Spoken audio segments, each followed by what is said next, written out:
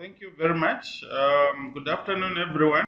Um, this is Emmanuel from Zambia, Southern Province. My presentation is on assessment of public health disease surveillance systems in Southern Province of Zambia.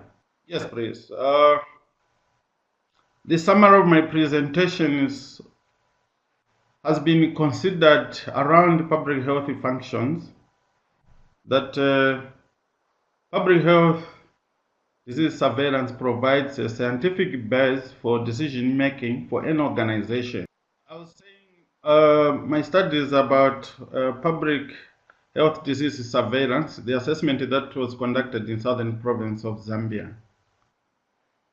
Public health disease surveillance, of course, scientifically has been known to provide a database for decision making for any organization, and that it provides appropriate public health action and prevents occurrence of epidemics in any country or place. It is found that strengthening public health disease surveillance has become universal across the world, both in developed and developing countries.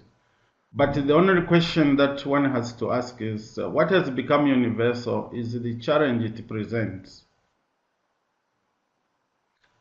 Integrated disease surveillance response systems in Zambia have been put in place, and Zambia adopted this through the Afro resolution on integrated disease surveillance regional strategy that was made.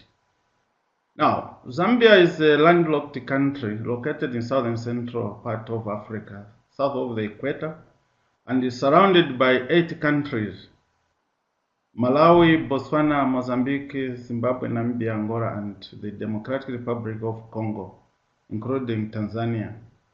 The country covers an area of 750,000 square kilometers and has 10 provinces, including Southern Province. Now, the problems of integrated disease surveillance and response in Zambia. It has been found that there are parallel public health disease surveillance systems, right, outside the integrated communicable disease surveillance. For example, HIV/AIDS, TB, and STIs. This has caused overlapping between the systems and wastage of various resources. We have also management of data that originate from disparate sources. There is also failure to retain staff that have appropriate skills in disease surveillance. The new challenge also includes the demands for early visualization and the detection of diseases. There has been also slow detection of emerging and re-emerging diseases, that's in the whole country, including Southern Province.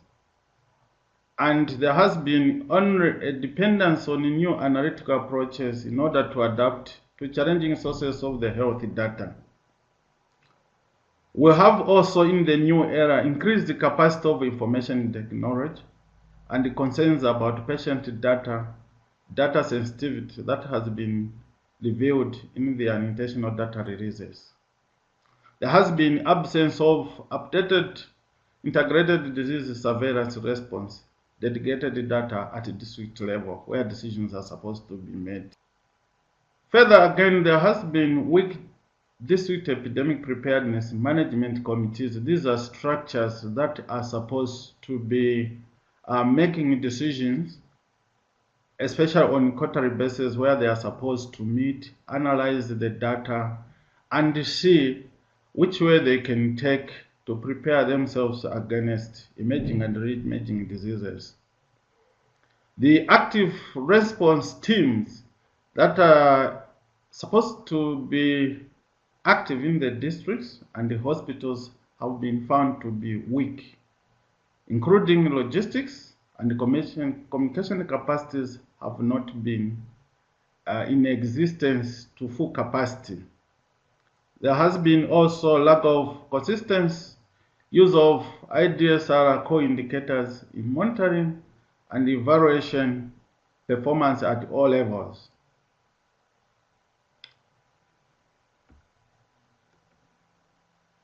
This is a qualitative study where the population comprised the central level, that is surveillance, one office, and also the provincial health office, the district health offices, which were 13 and 14 hospitals, and 26, that is health center levels, both rural and urban.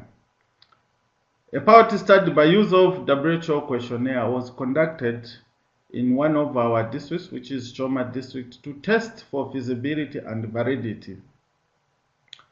We also used a WHO conceptual framework for disease surveillance, monitoring, and evaluation. Desk reviews of the available disease surveillance documents was done, and also review of weekly and monthly records was equally conducted, including records reported tracking for 2 case investigation outbreak forms. Data was manually managed.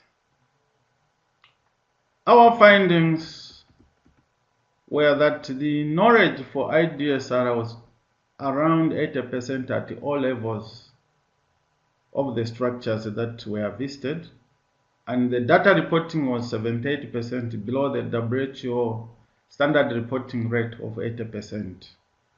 And the data analysis was poorly conducted and was being done by one person, the district surveillance officer. And the discussion over the data was not really found to be done by the leadership. There was no evidence of feedback from levels above to lower levels along the surveillance structure. That's both the district epidemic and the rapid response teams were found to be non-functional. All staff that were found in the surveillance facilities were not trained in integrated disease surveillance and response, and had no guiding tools like the technical guidelines. The surveillance did not include the private sector, including the faith-based organization or faith-based disease surveillance. Out of the facilities, 64% of the facilities lacked timeliness reporting due to poor documentation in receiving and sending disease surveillance reports. Further, on the results and discussion, the surveillance system did not include the private and faith-based surveillance. Out of all the 64%, again, facilities lacked timeless reporting due to poor documentation in receiving and sending disease surveillance reports. The international health regulations, these are tools utilized to strengthen points of entry. Disease surveillance were not well understood by the district leadership where such points of entry happened to be, and the leadership was not providing stewardship to the program on international disease surveillance. Both the lower levels of public health disease surveillance lacked modern technologies for reporting of the data and analyzing it. It was found that 75% of the staff in facilities were still new, around 6 months to 6 years old, and were not trained in IDSR, that is integrated disease surveillance. The findings of our study under the discussion will benefit the disease surveillance structures at all levels, considering that quality public health disease surveillance promotes strengthened disease prevention, control, and health promotion decision-making for the current era. The greater increase in disease morbidity and mortality is now demanding for strengthened vigilance on disease prevention and control, and it justifies the need for more disease investigative initiatives. The findings implementation will revitalize epidemic preparedness at provincial, district, and community levels. Staff capacity will also be updated to help health workers implement the IDSR.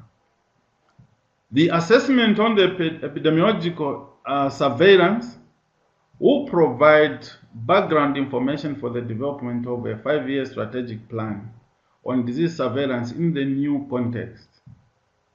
The study will assist in updating the national disease surveillance guidelines that include also community participation and strengthened point of entry through the regulations of 2005. Our utilization of the WHO IDSR conception has been found to be worth implementing for public health action. Our conclusion: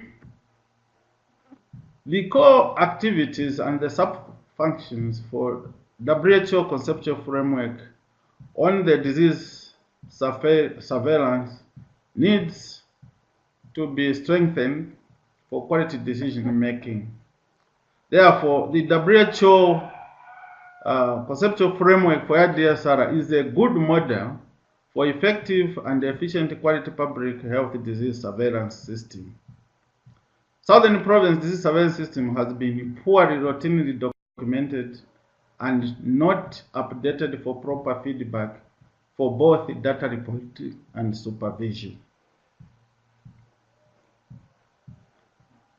The surveillance system structure, that is the surveillance, that is the registration, including the surveillance strategies and the core functions, including the support functions, and the surveillance quality model approach has been found to lay a basis for strategically promoting quality and quality IDSR systems, performance monitoring and evaluation of disease surveillance, integrated disease surveillance practices, and also quality activities. The IDSR implementation in Southern Province has been found to be moderately good, but of course there is weak feedback from higher to lower levels, including financial resource constraints.